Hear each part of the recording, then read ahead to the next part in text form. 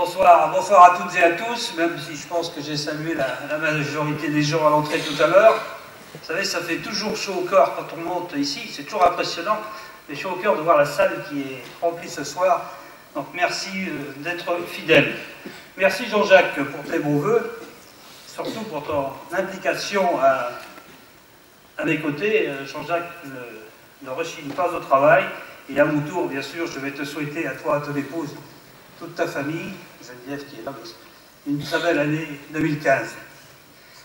Tout d'abord, je voudrais saluer notre député, merci Alain Leboeuf, merci d'être présent ce soir, Nicole Guérin, notre conseillère régionale, Jacqueline Roy, ma collègue du canton de Padoue, enfin je ne sais pas si on doit encore dire canton de Padoue, parce qu'il paraît que nous sommes mariés.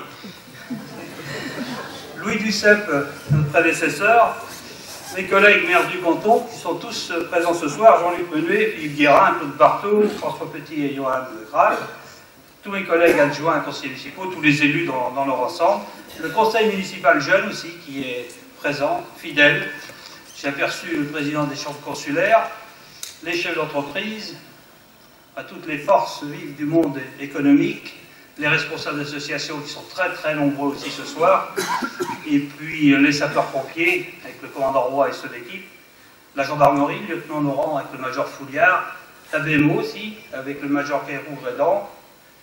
J'ai aperçu aussi des responsables d'établissements scolaires publics et privés, d'administration, le père François Roulière, les responsables des services municipaux qui sont nombreux aussi, et puis la presse, toujours fidèle dans le cadre des manifestations chalandaises et pas qu'à la cérémonie des vœux, puisqu'on les rencontre toute l'année. Tout d'abord, permettez-moi, moi aussi, d'avoir une pensée pour les événements tragiques que notre pays, la France, vient de subir. L'attentat de Montrouge, une policière assassinée. L'attentat de Vincennes, 4 innocents assassinés aussi. L'attentat de Charlie Hebdo, 12 innocents assassinés. Semant à chaque fois la terreur, les blessures, physiques, morales bien sûr, et la mort. 17 morts avec les seules atrocités de ces derniers jours. 17 morts en France, mais combien dans le monde? En Ukraine, au Mali, Nigeria, au Cameroun avec Boko Haram, près du lac Tchad, magnifique région que j'ai foulée il y a quelques années. En Irak, en Syrie, etc., etc. Le monde est-il devenu fou?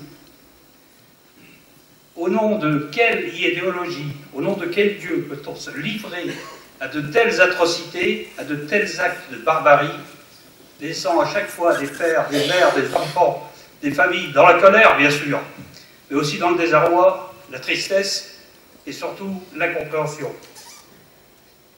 Je suis d'une génération qui a eu la chance de ne connaître la guerre qu'à travers le cinéma et la télévision. Ce qui s'est passé, ce qui se passe en France depuis quelque temps, doit nous interpeller. Arrêtons de gaspiller notre énergie dans les chamailleries pour des choses futiles.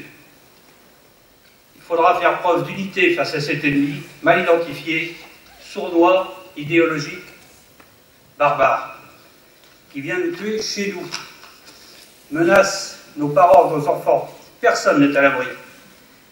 La guerre est ailleurs, oui, mais elle est aussi chez nous, différente bien sûr, sournoise.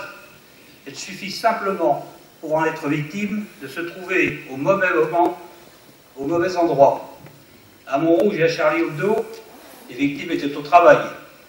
À Vincennes, les victimes faisaient leurs courses, comme vous et moi. Ce soir, je veux, comme de très nombreux Français ces derniers jours, leur exprimer à tous ces innocents, aux familles, au monde de la presse, ma profonde tristesse, ma solidarité, mes condoléances, et leur dire que nous ne baisserons pas les bras.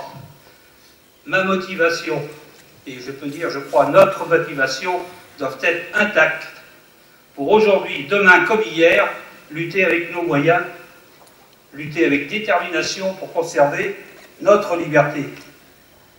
Lutter pour faire disparaître ce fléau de notre pays, mais aussi de la planète tout entière. Et surtout, ne faisons pas d'amalgame, car aucune religion, quelle qu'elle soit, aucun Dieu ne demande à ses croyants d'aller tuer ses frères, d'aller tuer ceux qui ne penseraient pas comme lui, qui n'obéiraient pas aux mêmes règles, aux mêmes pratiques religieuses. Le fanatisme n'a pas sa place sur notre terre, combattons-le encore et toujours. Je ne peux pas.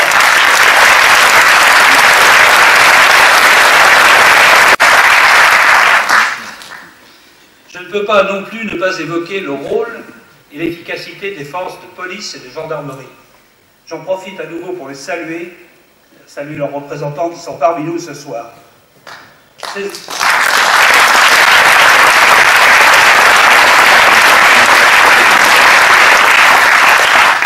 Ces hommes payent parfois, trop souvent, un lourd tribut. Au péril de leur vie, ils ont réussi à mettre hors d'état de nuire tous les terroristes, libérer les otages, et ça sans faire de nouvelles victimes. Ils ont fait preuve d'un professionnalisme, de maîtrise, d'efficacité et de courage. Je me devais ce soir de leur rendre hommage, eux qui nous protègent chaque jour, et de plus en plus souvent, je viens de le dire, au péril de leur vie, pas que sur les attentats, mais aussi sur la route. Malgré ce début d'année terrible et terrifiant, je veux vous adresser, en mon nom personnel bien sûr, au nom de mes collègues adjoints et conseillers municipaux, vous adresser cette année, encore plus que les autres je crois, mes meilleurs vœux, à chacune et chacun d'entre vous, à toute la population chalandaise. Des vœux de santé, des vœux de réussite dans vos projets, en un mot des vœux de bonheur, pour vous, pour vos proches. Je veux aussi avoir une pensée bien sûr pour ceux qui sont à la recherche d'un emploi, ou ceux qui rencontrent des problèmes de santé. Je leur souhaite une année d'espoir, je vous souhaite une belle et bonne année 2015.